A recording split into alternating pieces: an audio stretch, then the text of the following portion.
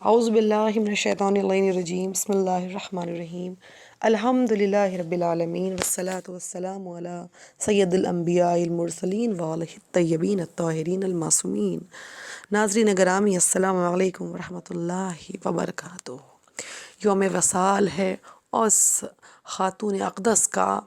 کہ جس کی رحلت پر رسول اسلام اتنا غمگین ہوئے کہ آپ نے اس سال کو عام الحزن یعنی غم کا سال قرار دیا۔ آپ کی قدر و منزلت بے انتہا ہے پروردگار عالم کی نگاہ اقدس میں۔ آپ کا مرتبہ، آپ کا مقام، آپ کا فضیلت، آپ کا رتبہ اس قدر بلند ہے پروردگار عالم کی بارگاہ میں کہ خداوند عالم کا خاص فرشتہ جناب جبرائیل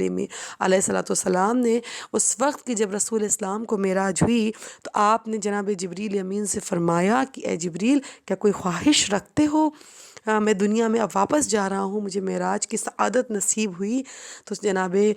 جبریل امین نے رسالت میں آپ سے فرمایا، ہاں میری ایک آرزو ہے، میری ایک خواہش ہے کہ آپ دنیا میں جا رہے ہیں تو میری جانب سے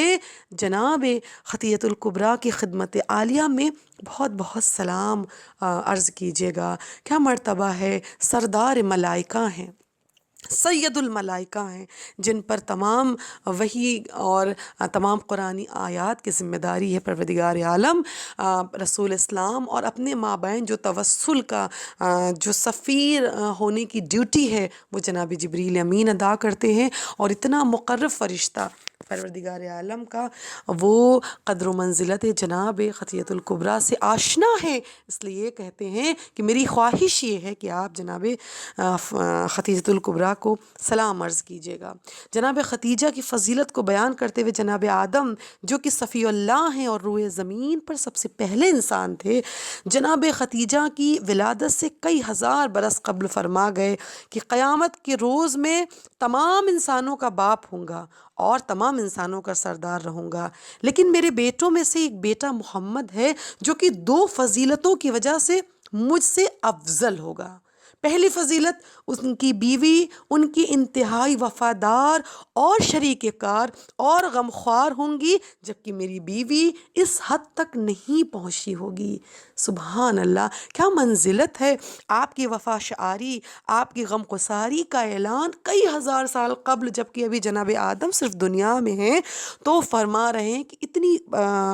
بلندتر اور اتنی حسین منزلت ہوگی اور اتنا زیادہ آپ کے اندر قرب ہوگا اپنے شوہر کا، اتنی محبت ہوگی، اتنا انس ہوگا، جس کی وجہ سے ان کی فضیلت بہت زیادہ ہوگی، جبکہ میری بیوی یعنی جناب حوا اس تک بھی نہ پہنچی ہوں گی۔ اور پھر فرماتے ہیں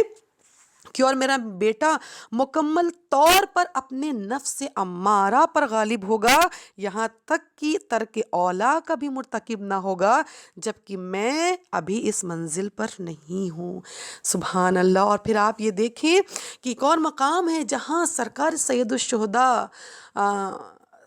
جہاں پر میرے مولا حضرت امام حسین علیہ السلام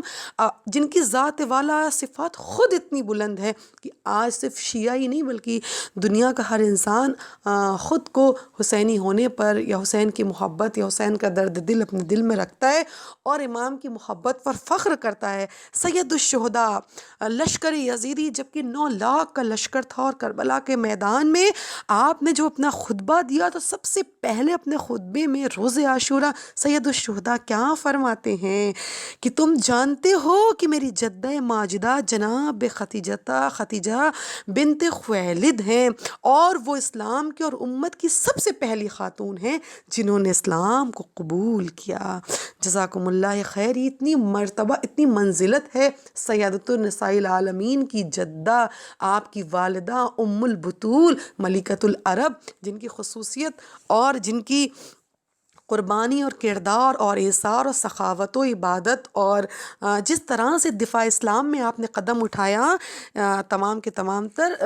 اسلامی تاریخ آپ کی خدمات سے لبریز ہے۔ آپ جب مطالعہ کریں تو اس میں معلوم ہوتا ہے کہ کس طرح آپ نے اسلام کی خدمت کی، اور جس وقت 27 رجب سن 40 عام الفیل کو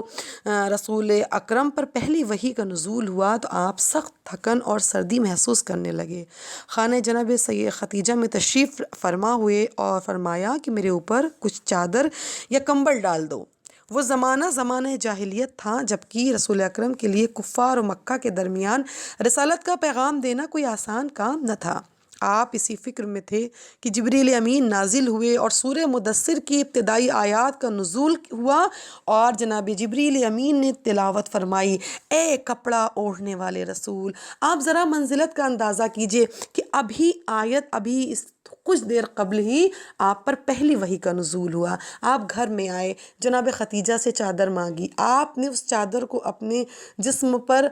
لپیٹا اور ادھر جبریل امین جو سب سے پہلی آیت کی تلاوت کرتے ہیں وہ یہی ہے، اے کپڑا اوڑھنے والے رسول اٹھو۔ یعنی وہ چادر کی تعریف بھی خدا کر رہا ہے جسے خدیجہ نے ابھی رسالت مآب کے دوش پر ڈالی ہے۔